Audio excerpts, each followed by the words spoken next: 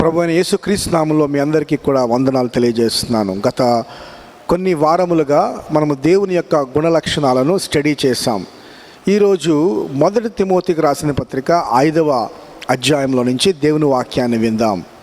ఈరోజు నేను చెప్పేటువంటి వాక్యానికి పెట్టినటువంటి టైటిల్ ఏంటంటే ఆరోగ్యవంతమైన సంఘము, ఆత్మీయమైనటువంటి నాయకులు. చూడండి, మన జీవితంలో ఎప్పుడూ కూడా నమ్మకమైనటువంటి వారిని మనము కోరుకుంటాం. మీరు ఒక యజమాని అయితే, ఒక షాప్కి మీరు ఓనర్ అయితే, మీ షాప్లో పనిచేసేటువంటి వాళ్ళు నమ్మకమైనటువంటి వ్యక్తులుగా ఉండాలని చెప్పి మీరు కోరుకోవటం సహజమే. వాళ్ళు టైంకి రావాలని, కష్టపడి పనిచేసేటువంటి వ్యక్తులుగా ఉండాలని, నిజాయితీగా ఉండేటువంటి వ్యక్తులుగా ఉండాలని చెప్పి మీరు కోరుకోవటం సహజమే. నమ్మకమైనటువంటి వ్యక్తులు మీ యొద్ద పని చేయాలని చెప్పి మీరు కోరుకుంటారు. అదే ఒకవేళ మీరు ఒకళ్ళ దగ్గర పనిచేసేటువంటి వాళ్ళైతే, లేకపోతే మీరు ఒక ఉద్యోగి అయితే, మీ యొక్క యజమానుడు నమ్మకంగా ఉండాలని చెప్పి మీరు కోరుకుంటారు.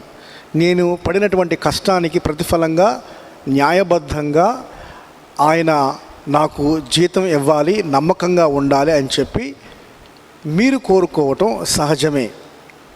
ఒకవేళ మీరు ఒక జీవిత భాగస్వామి కొరకు ఎదురు చూస్తున్నారనుకోండి, మీకు కాబోయేటువంటి భర్త నమ్మకంగా ఉండాలని చెప్పి కోరుకోవటం సహజమే.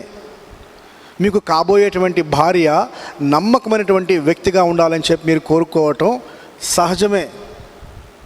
ఎక్కడైనా ప్రాంతంలో మీరు నివసిస్తున్నారనుకోండి, ఒక దేశంలో కానీ, ఒక రాష్ట్రంలో కానీ, ఒక జిల్లాలో కానీ, మన పైన అధికారులుగా ఉండి పరిపాలించేటువంటి వాళ్ళు ప్రజలకు నమ్మకంగా ఉండాలని ప్రజలు కోరుకోవటం సహజమే.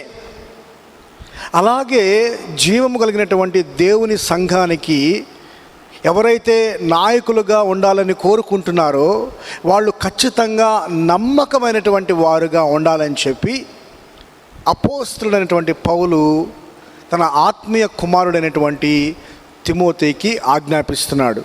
వారు నమ్మకమైనటువంటి జీవితము, పరిశుద్ధమైనటువంటి జీవితము, పవిత్రమైనటువంటి జీవితమును కలిగిన వారే ఉండాలని చెప్పి ఆయన ఆజ్ఞాపిస్తున్నాడు.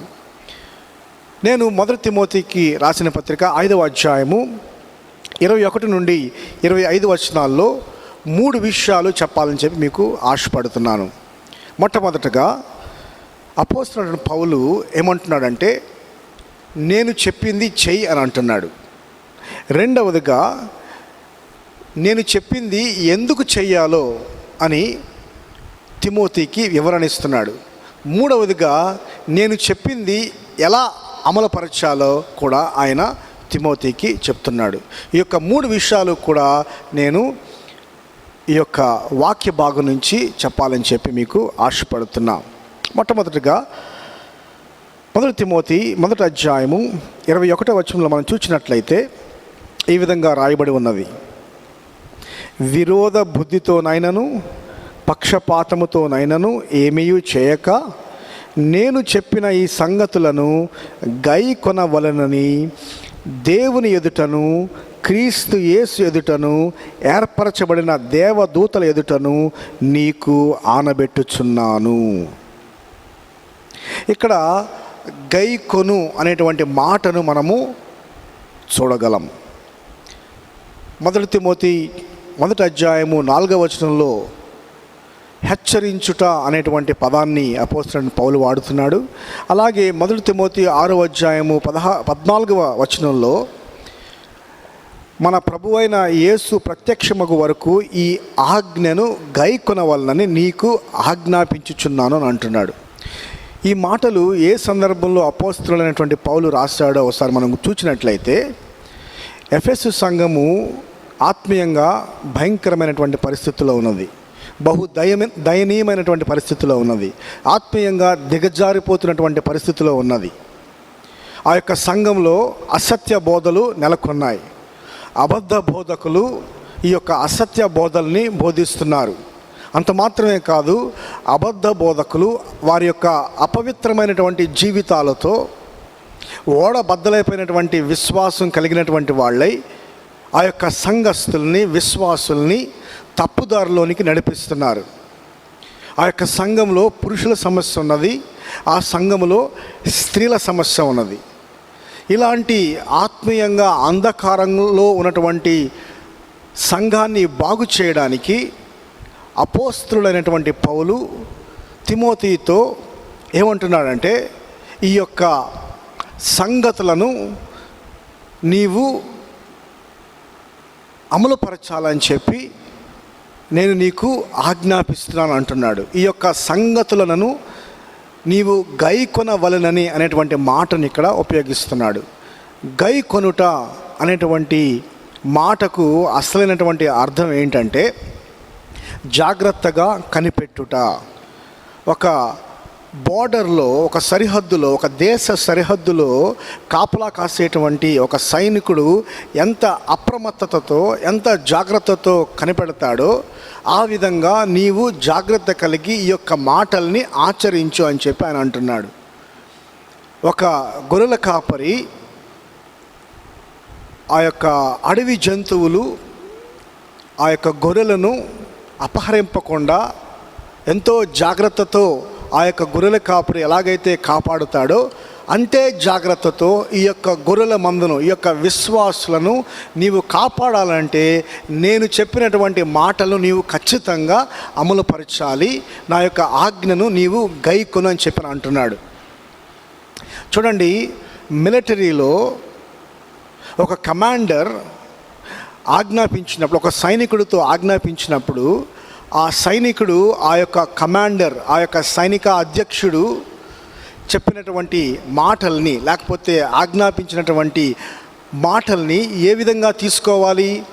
ఒక సలహాలాగా తీసుకోవాలా, లేకపోతే ఖచ్చితంగా ఆయన చెప్పినటువంటి మాటలకు లోబడకపోతే నాకు నష్టం జరుగుతుంది అనేటువంటి భయంతో ఆయన మాటలకు లోబడాలో?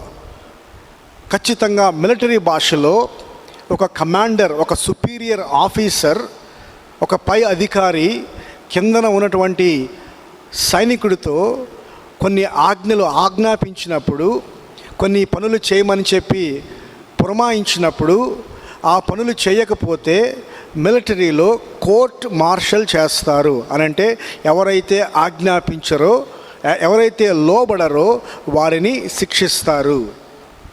ఇక్కడ అపోస్తలుడైనటువంటి పౌలు దేవుడు తనకిచ్చినటువంటి ఆ యొక్క అధికారాన్ని బట్టి తిమోతికి ఈ విధంగా చెప్తున్నాడు.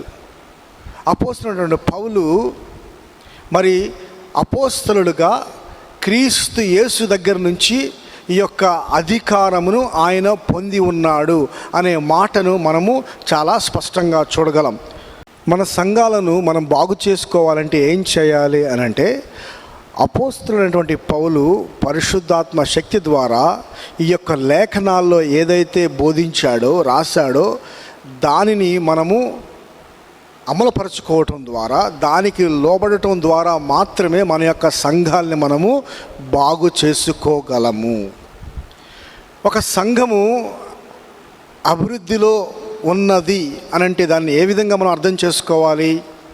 ఎప్పుడైతే ఆ యొక్క సంఘము దేవుని వాక్యానికి లోబడుతుందో, దేవునికి భయపడి దేవుని యొక్క వాక్యానికి లోబడుతుందో అప్పుడే ఆ సంఘము ఆత్మీయంగా అభివృద్ధి చెందుతుంది అని మనము గుర్తించగలము. అంతే తప్ప ఏదో బిల్డింగ్లు కట్టడమో, లేకపోతే కొన్ని ప్రోగ్రాములను పెట్టించటమో, లేకపోతే కొన్ని పాపులర్ స్పీకర్ని తీసుకొచ్చి వారి చేత వాక్యం చెప్పించినంత మాత్రాన ఆ యొక్క సంఘము ఆత్మీయంగా అభివృద్ధి చెందుతుంది అని అనుకోవటానికి వీల్లేదు. ఎప్పుడైతే సంఘము వాక్యానుసారంగా జీవిస్తుందో, సంఘంలో ఉన్నటువంటి వారందరూ కూడా వాక్యానికి లోబడతారో అప్పుడే ఆ సంఘము ఆత్మీయంగా అభివృద్ధి పదంలోనికి దూసుకుపోతున్నట్లు లెక్క. రెండవదిగా, నేను చెప్పినటువంటి సంగతులను ఎందుకు గైకొనాలో ఆ కారణాలను మనము చూద్దాం. 1 తిమోతికి రాసిన పత్రిక 5వ అధ్యాయము 21వ వచనంలో మనం చూసినట్లయితే ఈ విధంగా రాయబడి ఉన్నది. విరోధ బుద్ధితోనైనను పక్షపాతంతోనైనను ఏమీ చేయక నేను చెప్పిన సంగతులను గైకొనవలనని దేవుని ఎదుటను క్రీస్తు యేసు ఎదుటను ఏర్పరచబడిన దేవదూతల ఎదుటను నీకు ఆనబెట్టుచున్నాను అని ఇక్కడ మనము చూడగలం. 1 తిమోతి 5:19 మనం చూసినట్లయితే ఈ విధంగా రాయబడింది, 2-3 సాక్షులు లేకుంటే కానీ పెద్ద మీద దోషారోపణ అంగీకరింపకము అని చెప్పేటువంటి ఇక్కడ ఒక మాటను మనము చూడగలం. ఇక్కడ అపోస్తలుడైన పౌలు ఏమంటున్నాడంటే, నేను దేవుని ఎదుటను క్రీస్తు ఎదుటను ఏర్పరచబడినటువంటి దేవదూతల ఎదుటను ఈ యొక్క సంగతులను నీకు ఆనబెట్టుచున్నాను అనేటువంటి మాటను మనం చూడగలం. ఆనబెట్టుచున్నాను అనేటువంటి మాట కింద ఫుట్ నోట్స్లో మనం చూసినప్పుడు సాక్ష్యం ఇచ్చుచున్నాను అనేటువంటి మాట అక్కడ రాయబడుతుంది. అంటే అపోస్తలుడైన పౌలు ఆయన ఏమంటున్నాడంటే, దేవుని ఎదుటను క్రీస్తు ఎదుటను ఏర్పరచబడినటువంటి దేవదూతల ఎదుటను నేను ఈ యొక్క సంగతులను చెప్పడానికి నేను నీకు సాక్ష్యమిస్తున్నాను. ఈ మాటల్ని ఎవరి సమక్షంలో నేను చెప్తున్నాను అని అంటే, దేవుని సమక్షంలో, క్రీస్తు సమక్షంలో, పరిశుద్ధ దేవుని దేవదూతల సమక్షంలో ఈ మాటలను నేను నీకు తెలియజేస్తున్నాను. పాత నిబంధనలో ద్వితీయోపదేశకాండము 19వ అధ్యాయము 15వ వచనంలో మీరు చూసినప్పుడు 2-3 సాక్షుల ద్వారా ప్రతి సంగతి ప్రతి మాట కూడా స్థిరపరచబడుచున్నది అనేటువంటి మాటను మనం చూడగలం. సాక్ష్యాలు లేకుండా ఏ కోర్టులో కూడా ఏ కంప్లైంట్ చెల్లదు అనే విషయాన్ని మనం జ్ఞాపకం చేసుకోవాలి. సాక్ష్యాలు చాలా ప్రాముఖ్యమైనటువంటివి. ఒక సంగతిని, ఒక విషయాన్ని సత్యంగా మనం పరిగణించాలంటే సాక్షులు ఎవరు అనేటువంటి విషయం చాలా ప్రాముఖ్యమైనటువంటిది. ఈ సందర్భంలో అపోస్తలుడైనటువంటి పౌలు తను చెప్పేటువంటి మాటలు సత్యమైనవి అని చెప్పటానికి తను ఏం చెప్తున్నాడంటే, నేను దేవుని ఎదుటను, నేను క్రీస్తు ఎదుటను, నేను దేవదూతల ఎదుటను ఈ యొక్క మాటలు చెప్తున్నాను అని అంటే, ఇక్కడ దేవుడు, క్రీస్తు, దేవదూతలు వీళ్ళందరూ కూడా పౌలు చెప్పేటువంటి మాటలకు సాక్షులుగా ఉన్నారు. అందుచేత పౌలు చెప్పేటువంటి మాటలు సత్యమైనవి, నమ్మదగినవి అని మనము జ్ఞాపకం చేసుకోవాలి. పౌలు ఈ యొక్క మాటలు ఎందుకు చెప్తున్నాడంటే, ఆయన తిమోతికి చాలా స్పష్టంగా ఈ సందేశాన్ని పంపించాలని చెప్పి ఆయన ఆశపడుతున్నాడు. ఏంటి ఆ సందేశం అని అంటే, తిమోతి, ఈ మాటలు నా మాటలు కావు, ఈ ఆలోచనలు నా ఆలోచనలు కావు, ఈ నిర్ణయాలు నా నిర్ణయాలు కాదు. ఒక సంఘము బాగుపడాలి అంటే నమ్మకమైనటువంటి నాయకులు ఖచ్చితంగా వారు ఉండాలి. నమ్మకమైనటువంటి నాయకులను నీవు నియమించాలి. ఇది నా యొక్క మనసులో నుంచి వచ్చినటువంటి ఆలోచన కాదు, కానీ ఇది దేవుని చిత్తమై ఉన్నది. కనుక దేవుని ఎదుటను, క్రీస్తు ఎదుటను, దేవదూతల ఎదుటను నేను స్పష్టంగా, ధైర్యంగా నేను నీకు సాక్ష్యం ఇచ్చుచున్నాను. ఈ యొక్క పరిశుద్ధమైనటువంటి, పవిత్రమైనటువంటి, భావగర్భితమైనటువంటి బాధ్యతను నీకు అప్పగిస్తున్నాను అంటున్నాడు. సంఘానికి నమ్మకమైనటువంటి నాయకులు ఉండటం అనేటువంటిది దేవుని చిత్తము. దేవుని చిత్తానికి మనము ఎప్పుడైతే లోబడతామో ఆ సంఘము బాగుపడుతుంది. ఎప్పుడైతే దేవుని యొక్క చిత్తాన్ని మనము తిరస్కరిస్తామో, దానిని వ్యతిరేకిస్తామో, దానిని ఎదిరిస్తామో, అప్పుడు మన సంఘము కానివ్వండి, మన జీవితాలు కానివ్వండి, నాశనం అవ్వటం ఖాయం. మూడవదిగా, నేను చెప్పినటువంటి ఈ సంగతులను నీవు సంఘములో ఏ విధంగా అమలుపరచాలి, ఎందుకు అమలుపరచాలి, why you should implement these things అనేటువంటివి రెండవ పాయింట్లో మనం చూచాము. ఇప్పుడు how you should implement all these things that I have commanded you in the local church అనేటువంటి విషయాన్ని మనం చూద్దాం. ఎలా అమలుపరచాలి? మొట్టమొదటిగా ఇక్కడ 21వ వచనంలో చూచినప్పుడు ఈ విధంగా రాయబడి ఉన్నది, విరోధ బుద్ధితోనైనను పక్షపాతముతోనైనను ఏమీయు చేయక నేను చెప్పిన సంగతులను గైకొనవలనని దేవుని ఎదుటను క్రీస్తు యేసు ఎదుటను ఏర్పరచబడిన దేవదూతల ఎదుట నీకు ఆనబెట్టుచున్నాను. ఇక్కడ విరోధ బుద్ధితో అయినను లేక పక్షపాతముతో అయినను తిమోతి ఎట్టి పరిస్థితుల్లో ప్రవర్తించకూడదు అని చెప్పి పౌలు ఆజ్ఞాపిస్తున్నాడు. సంఘంలో ఎవరినైనా నాయకులుగా నియమించాల్సి వచ్చినప్పుడు దానికి దేనిని పరిగణలోనికి తీసుకోవాలంటే కేవలము దేవుని వాక్యాన్ని మాత్రమే ప్రామాణికంగా తీసుకొని, దేవుని యొక్క వాక్యాన్ని మాత్రమే పరిగణలోనికి తీసుకొని ఆయన ఈ యొక్క వ్యక్తులను నాయకులుగా నియమించాలి. అంతే తప్ప తన యొక్క వ్యక్తిగత కారణాల చేతనైనను మరి ఇంకే కారణం చేతనైనను కూడా ఎవరైనా వ్యక్తి మరి ఈ యొక్క ఒక నాయకుడికి ఉండాల్సినటువంటి లక్షణాలన్నీ ఉన్నప్పటికీ కూడా తన వ్యక్తిగత కారణం చేత ఎవరిని కూడా నిరాకరించటానికి వీలు లేదు. అందుకని నీవు నిష్పక్షపాతముగా నీవు నడుచుకోవాలి. వాళ్ళ యొక్క బ్యాక్గ్రౌండ్ బట్టిని కానీ మరి ఏ కారణం చేత అయినప్పటికీ కూడా ఆ వ్యక్తికి, ఒక సంఘ కాపరికి, ఒక సంఘ నాయకునికి ఉండాల్సినటువంటి లక్షణాలన్నీ కూడా ఉంటే ఆ వ్యక్తిని ఎట్టి పరిస్థితుల్లో కూడా నిరాకరించకూడదు అని చెప్పి పౌలు తిమోతికి ఆజ్ఞాపిస్తున్నాడు. ఇక్కడ బంధు ప్రీతి కానీ వ్యక్తిగత ద్వేషాలకు కానీ తావు ఉండకూడదు. ఈ విషయాన్ని మనము చాలా జాగ్రత్తగా గమనించాలి. ముఖ్యంగా మన భారతదేశంలో, ముఖ్యంగా మన తెలుగు రాష్ట్రాల్లో సంఘ పరిచర్య ఎవరికి అప్పగిస్తారు అని అంటే కేవలము ఆ యొక్క సంఘ కాపరుల యొక్క కుమారులకు మాత్రమే ఆ యొక్క బాధ్యతలను అప్పగిస్తారు తప్ప ఇతరుల్ని ఎవరిని కూడా పరిచర్యలోనికి రానివ్వరు.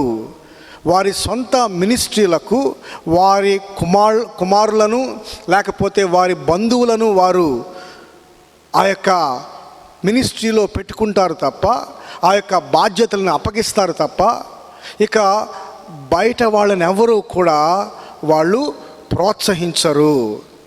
ఇక్కడ సమస్య ఏంటంటే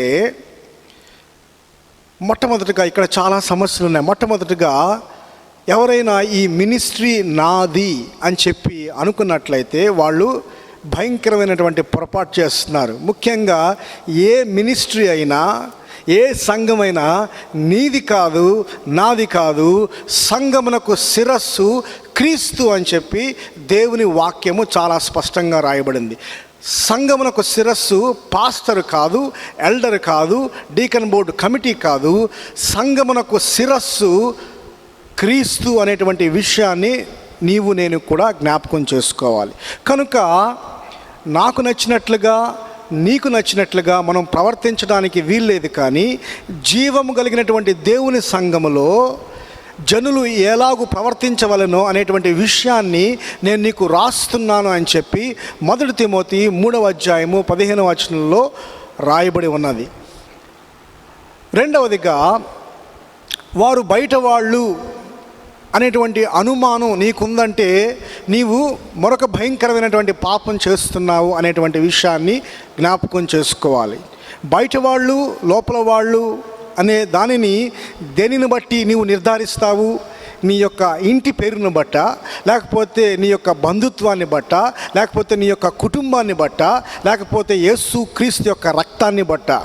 దేవుని వాక్యం ఏం చెప్తుందంటే ఎవరైతే యేసు క్రీస్తు యొక్క రక్తములో కడగబడ్డారో నీవు వారిని నీ బంధువుగా ఎంచాలి, నీ యొక్క సహోదరుడిగా ఎంచాలి, నీ యొక్క సహోదరిగా ఎంచాలి. అంతే తప్ప నా సొంత కుమారుడే, నా కుమారుడు, మిగిలిన వాళ్ళందరూ బయట వాళ్ళు అనేటువంటి ధోరణిలో నీవు ఉన్నావంటే దేవుని యొక్క సువార్త యొక్క ప్రభావం నీలో బొత్తిగా లేదు అనే విషయాన్ని నీవు గ్రహించాలి.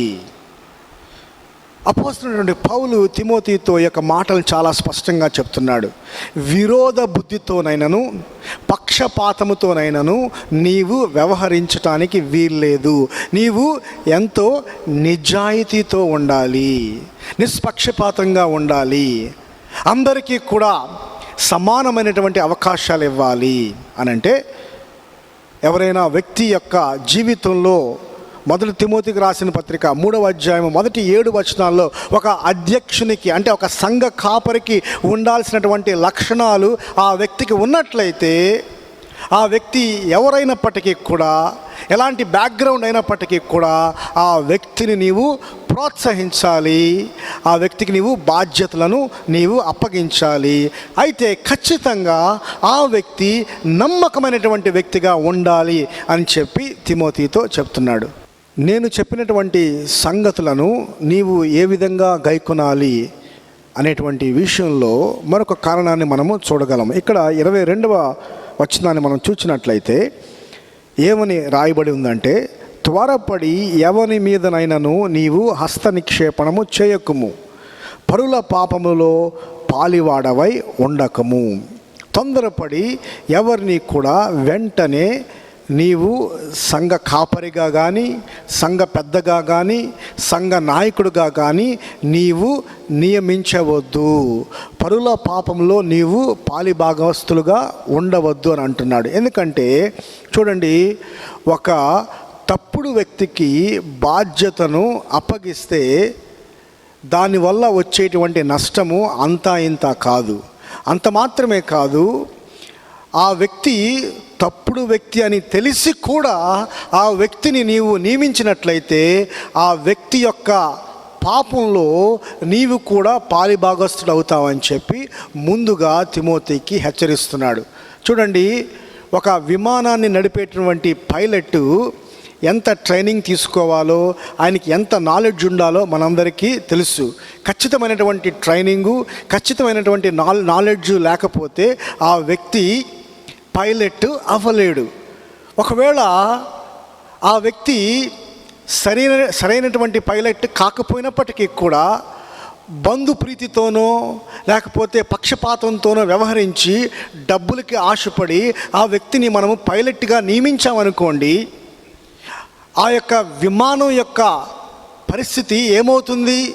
విమానంలో ప్రయాణించేటువంటి ప్రయాణికుల యొక్క పరిస్థితి ఏమవుతుంది? ఖచ్చితంగా యాక్సిడెంట్ అవ్వటం ఖాయం, వాళ్ళందరూ కూడా చనిపోవడం ఖాయం. ఎందుకంటే ఈ వ్యక్తికి ట్రైనింగ్ లేదు, ఈ వ్యక్తి క్వాలిఫైడ్ కాదు, ఈ వ్యక్తి సరైనటువంటి వ్యక్తి కానే కాదు. అలాంటి వ్యక్తికి నీవు బాధ్యతలు అప్పగించినట్లయితే ఆ యొక్క ప్రమాదం ముంచుకు రావడం ఖాయం. అందుకని త్వరపడి నీవు ఎవరి మీద కూడా హస్త నిక్షేపణం చేయొద్దు, పరుల పాపంలో నీవు పాలు పంపులు పంచుకోవద్దు అని చెప్పి ఆయన అంటున్నాడు. మరొక కారణం కూడా ఇక్కడ అపోస్తలుడైనటువంటి పౌలు చెప్తున్నాడు. ఇక్కడ ఆయన ఏమంటున్నాడంటే, మొదటి తిమోతి 3వ అధ్యాయములో మనం చూసినప్పుడు మొదటి 7 వచనాలని మనం చూసినప్పుడు ఒక సంఘ నాయకుడికి కావాల్సినటువంటి లక్షణాలన్నీ కూడా అక్కడ రాయబడ్డాయి. ఆ యొక్క లక్షణాలన్నింటినీ కూడా మనము కుదించినట్లయితే 2 విషయాలను మనం గమనించగలం. మొట్టమొదటిగా ఆ యొక్క సంఘ నాయకుని యొక్క జీవితము, వ్యక్తిగత జీవితము, కుటుంబ జీవితము. రెండవదిగా ఆయన చేసేటువంటి బోధ. ఈ 2 కూడా దేవునికి అనుకూలంగా ఉండాలి. అలాంటి వ్యక్తుల్ని మాత్రమే నీవు నియమించాలి తప్ప ఈ యొక్క లక్షణాలు లేనటువంటి, కాపరికి ఉండాల్సినటువంటి లక్షణాలు లేకపోతే ఆ వ్యక్తిని నీవు ఎట్టి పరిస్థితుల్లో కూడా నీవు నియమించవద్దు. తొందరపడి నీవు ఎవరికి కూడా బాధ్యతలు, చాలా ముఖ్యమైనటువంటి బాధ్యతల్ని నీవు అప్పగించొద్దు అని చెప్పి ఇక్కడ చెప్తున్నాడు. ఇక్కడ మరొక కారణాన్ని కూడా అపోస్తలుడైనటువంటి పౌలు తెలియజేస్తున్నాడు. 5వ అధ్యాయము 24వ వచనంలో చూసినట్లయితే ఈ విధంగా రాయబడి ఉన్నది, కొందరి పాపములు తేటగా బయలుపడి న్యాయపు తీర్పునకు ముందుగా నడుచుచున్నవి అంటున్నాడు. కొందరి పాపములు బయటపడి న్యాయపు తీర్పునకు ముందుగా నడుచుచున్నవి. కొందరి జీవితాలు పాపమయం. వారి యొక్క పాపాలు అందరికీ స్పష్టంగా కనబడుతున్నాయి. వారు పాపంలోనే కొనసాగుతున్నారు. బహిరంగంగా వారు పాపం చేస్తున్నారు. అయినప్పటికీ వారికి సంఘ నాయకులు కావాలనేటువంటి ఆశ ఉన్నది. అలాంటి వారు ఎట్టి పరిస్థితుల్లో కూడా సంఘ నాయకులుగా, సంఘ కాపరులుగా ఉండటానికి వీలు లేదు. ఎందుకంటే వారిలో బొత్తిగా ఆత్మీయ ఫలాలు ఫలించుటలేదు. వారు నిజంగా విశ్వాసులో కాదో తెలిసేటువంటి అవకాశం కూడా లేదు. ఎందుకంటే వారు పాపములలో కొనసాగుతున్నారు.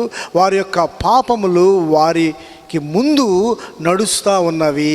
వారు ఖచ్చితంగా తీర్పులోనికి వస్తారు అనంటే ఇక్కడ వారు దేవుని యొక్క సంఘానికి నాయకులు అవ్వటానికి అర్హత లేదు అనేటువంటి విషయం మనం చూడగలం. అంత మాత్రమే కాదు, వాళ్ళు అసలు విశ్వాసులో కాదు అనేటువంటి డౌట్ కూడా మనం చూడగలం. అలాంటి వారిని ఎట్టి పరిస్థితుల్లో కూడా నీవు సంఘ నాయకులుగా నియమించడానికి వీల్లేదు. దేవుడు తీర్పు తీర్చినప్పుడు ఖచ్చితంగా వారు చేసినటువంటి పాపములకు వారు వెల చెల్లించాల్సి ఉంటుంది. నువ్వు కానీ తొందరపడి అలాంటి వారిని నీవు నాయకులుగా నియమిస్తే నీవు కూడా వారి యొక్క పాపములలో పాలిభాగస్తుడుగా ఉండేటువంటి అవకాశం ఉంది. కాబట్టి ఎట్టి పరిస్థితుల్లో బహిరంగంగా పాపంలో జీవిస్తున్నటువంటి వాళ్ళని, కాపరులుగా ఉండటానికి అర్హత లేనటువంటి వాళ్ళని, అలాంటి లక్షణాలు లేనటువంటి వారిని నీవు ఎట్టి పరిస్థితుల్లో కూడా నాయకులుగా నియమించటానికి వీలు లేదు అని అంటున్నాడు. ఇక్కడ మరికొందరి పాపములు వారి వెంట వెళ్ళుచున్నవి అని అంటున్నాడు. అంతకుముందు ఏమని అంటున్నాడంటే వారి యొక్క పాపములు వారికి ముందు నడుస్తున్నాయి అని అంటున్నాడు. ఇక్కడ మరలా ఏమంటున్నాడంటే కొందరి పాపములు వారి యొక్క వెనకాల నడుస్తున్నాయి అని చెప్పని అంటున్నాడు. కొందరి పాపములు స్పష్టంగా అందరికీ కనబడుతున్నాయి అంటున్నాడు. కొందరి పాపములు అందరికీ స్పష్టంగా కనబడకపోవచ్చు అని అంటున్నాడు. బహుశా వాళ్ళు వేషధారులుగా ఉంటున్నారేమో అని చెప్పని అంటున్నాడు. ఏదేమైనప్పటికీ కూడా నీవు అలాంటి వారి విషయంలో చాలా జాగ్రత్త వహించాలని అంటున్నాడు. ఒకవేళ వేషధారులుగా ఉంటే ఖచ్చితంగా తీర్పు రోజున వారు తీర్పులోనికి వస్తారు అని అంటున్నాడు. అంటూ ఈ మాటల్ని అంటున్నాడు. ఆ సందర్భంలో ఈ మాటలు అంటున్నాడు. 25వ వచనంలో మనం చూసినట్లయితే, అటువలే మంచి కార్యములు తేటగా బయలుపడుచున్నవి, బయలుపడనవి దాచబడనేరవు అని అంటున్నాడు. బయలుపడనటువంటివి దాచబడనేరవు. మన యొక్క రహస్య పాపములు ఖచ్చితంగా ఏదో ఒక రోజు బయటపడటం ఖాయం అని చెప్పి దేవుని వాక్యం చాలా స్పష్టంగా సెలవిస్తూ ఉంది. ఎవరైనా నేను రహస్యంగా జీవిస్తున్నాను కదా, నేను 4 గోడల మధ్యలో జీవిస్తున్నాను కదా, నా పాపములు, నేను చేసేటువంటి క్రియలు, రహస్య క్రియలు ఎవరికి కూడా తెలియదు కదా అని అనుకుంటే మీరు భ్రమపడుతున్నారు. ఏదో ఒక రోజు మీ యొక్క రహస్య జీవితం అంతా కూడా బయటపడటం ఖాయం. ఒకవేళ ఈ లోకంలో మీరు జీవించేటప్పుడు మీ యొక్క రహస్య జీవితం బయటపడకపోతే రేపొద్దున్నైనా ఖచ్చితంగా మీ యొక్క రహస్య పాపాలన్నీ కూడా రెండవ రాకడలో ఆయన తీర్పు తీర్చినప్పుడు ఆ యొక్క రహస్య జీవితం అంతా కూడా బయటపడటం ఖాయం. దావీదు బెత్షెబాతో రహస్యంగా పాపం చేసినప్పుడు ఆయన మొట్టమొదటగా ఏమనుకున్నాడంటే ఎవరికీ కనబట్టలేదు కదా అని అనుకున్నాడు. కానీ కొంతకాలం అయిన తర్వాత ఆయన చేసినటువంటి దారుణమైనటువంటి పాపము దేశానికి అంతటికీ తెలిసిపోయింది. అలాగే ఇస్కరియోతు యూదా రహస్యంగా వెళ్ళి క్రీస్తు శత్రువులను కలిసి ఆ యొక్క వెండి నాణాలను మనం తీసుకున్నట్లుగా మనం చూస్తున్నాం. కానీ అతను చేసినటువంటి ద్రోహము ప్రపంచానికి అంతటికీ తెలిసిపోయింది. మై ఫ్రెండ్, నీ యొక్క పాపము, రహస్య పాపమైనట్లయితే ఏదో ఒక రోజు అది బయటపడటం ఖాయం. There is no such a thing called secret sin. రహస్య పాపం అంటూ ఏది లేదండి. It's only a matter of time. అది ఖచ్చితంగా ఏదో ఒక సమయంలో పడటం ఖాయం. అయితే దీనికి పరిష్కారం ఏమైనా ఉన్నదా అని అంటే ఎస్, ఉన్నది. దేవునికి స్తోత్రం. ఏ దేవునికైతే నీ యొక్క రహస్య జీవితం తెలుసో ఆ దేవుని దగ్గరే నీ యొక్క రహస్య పాపాలన్నీ ఒప్పుకొని ఆ యొక్క పాపములను విడిచిపెట్టి క్రీస్తు నీ కొరకు చేసినటువంటి ఆ యొక్క బలియాగాన్ని తలుచుకొని ఆయన ఎదుట నీ యొక్క పాపాన్ని ఒప్పుకొని ఆయన రక్తములో నీ యొక్క పాపాన్ని కడుక్కొని నీ జీవితాన్ని నీవు మార్చుకుంటే నీవు దేవుని యొక్క దృష్టిలో భద్రంగా ఉన్నట్లు లెక్క. భవిష్యత్తులో ఏం జరిగినప్పటికీ కూడా దేవుడు నీకు తోడుగా ఉంటాడు. అలా కాకుండా నీ యొక్క రహస్య పాపాన్ని కంటిన్యూ చేసినట్లయితే ఏదో ఒకరోజు నీ యొక్క జీవితం బయటపడటం ఖాయం. ఈ యొక్క లోకంలో నీవు అవమానపడటం ఖాయం. దీనికి ఒకే ఒక సొల్యూషన్, పరిష్కారం ఏంటంటే ప్రభు ఎదుట మన యొక్క పాపములను దాచిపెట్టకుండా ఆయన ఎదుట ఒప్పుకొని ఆయన ఎదుట మన యొక్క పాపములను ఆయన యొక్క రక్తములో కడుక్కొని వాటిని విడిచిపెట్టడమే దీనికి పరిష్కారం. అందుచేత అపోస్తలుడైనటువంటి పౌలు తిమోతితో త్వరపడి ఎవరి మీద హస్త నిక్షేపణం చేయొద్దు అని అంటే, త్వరపడి ఎవరిని కూడా వారి గురించి తెలుసుకోకుండా వారిని సంఘ నాయకులుగా నియమించవద్దు అని చెప్పి తిమోతికి ఆజ్ఞాపిస్తున్నాడు.